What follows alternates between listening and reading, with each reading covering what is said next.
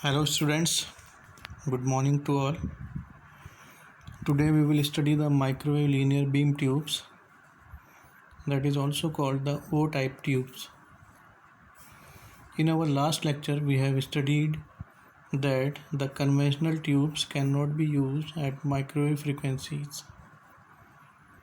There are several reasons we have studied due to which the conventional vacuum tubes cannot be used at microwave frequencies.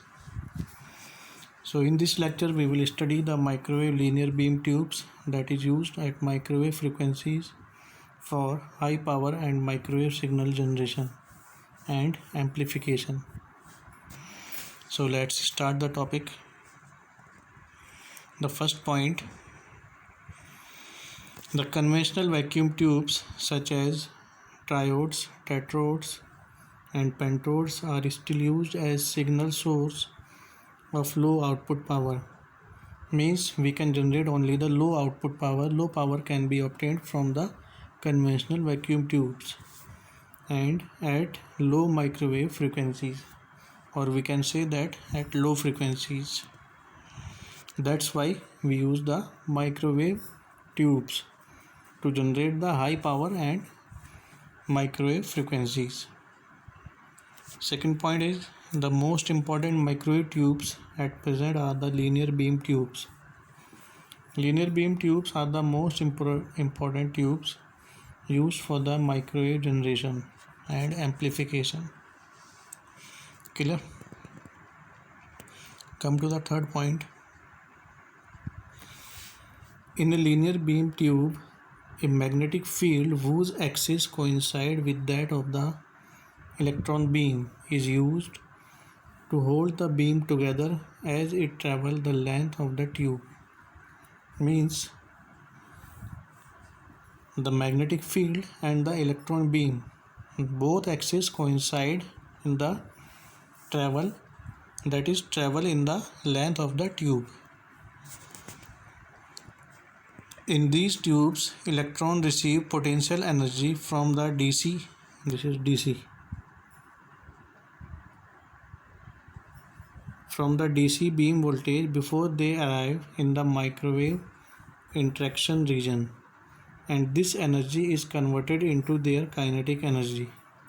This is the basic phenomena of working of linear beam tubes. Means the energy of electrons, that is the potential energy of electrons from the DC beam is obtained and that is transferred to the microwave interaction region, and the energy is converted into the kinetic energy. The DC energy obtained from the DC beam voltage is converted into the kinetic energy. Clear? Come to the next point.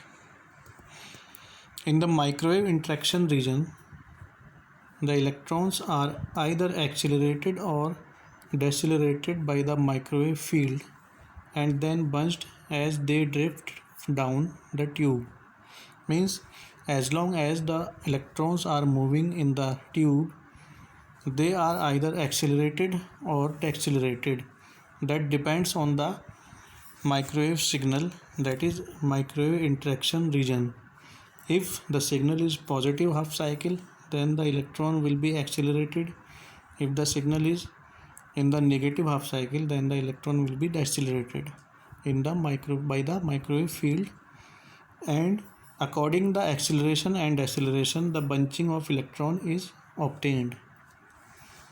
Clear? Come to the next point. The bunched electron in turn include current in the output structure. Means the bunched electron induce the current in the output structure. The electrons then give up their kinetic energy to the microwave field. As the electron move in the tube by gaining the energy from the one microwave region, after gaining the energy from one microwave region, it transfers the energy to the another microwave field, and collected by the collector. जो collector होता है output पर, वहाँ पर ये collect हो जाते हैं electrons. The paramount O-type tube is the two-cavity klystron and it is followed by the reflex klystron. That is the most important O-type tube, reflex klystron. Basically, reflex klystron is the oscillator and the two-cavity klystron is the amplifier. That is the difference between the two microwave tubes. Two-cavity klystron is used for the amplification purpose and the reflex klystron is the oscillator, microwave oscillator. The reflex klystron and the two-cavity klystron is a type of O-type tube. The another type of O-type tube is the helix traveling wave tube, that is called the TWT, and the coupled cavity TWT, the forward wave amplifier FWA, and the backward wave amplifier and oscillator BWA. These are the types of O-type tubes, but they have non-resonant periodic structure for electron interaction.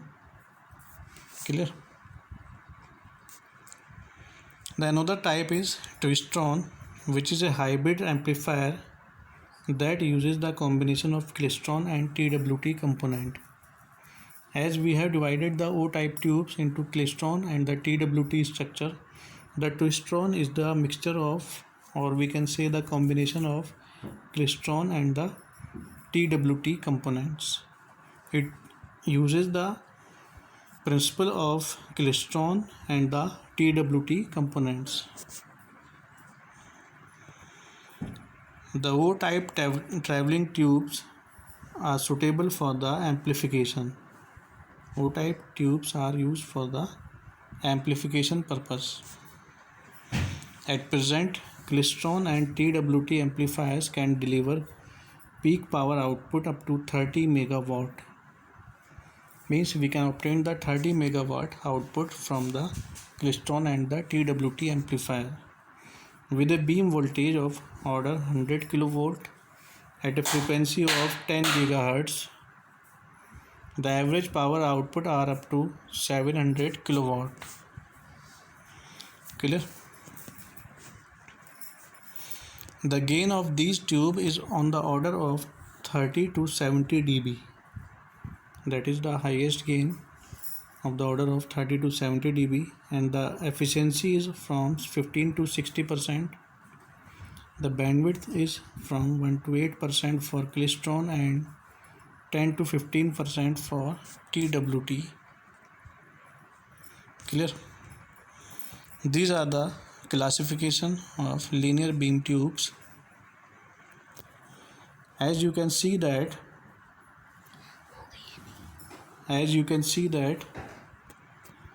the linear beam tube is divided into the two types, that is cavity and the slow wave structure. The cavity consists of the resonant and the forward wave. Slow wave structure consists of the forward wave and the backward wave structure.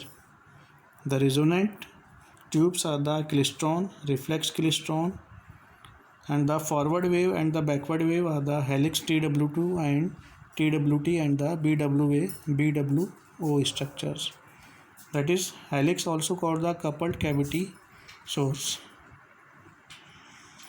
The twistron is the combination of klystron and the helix TWT structure.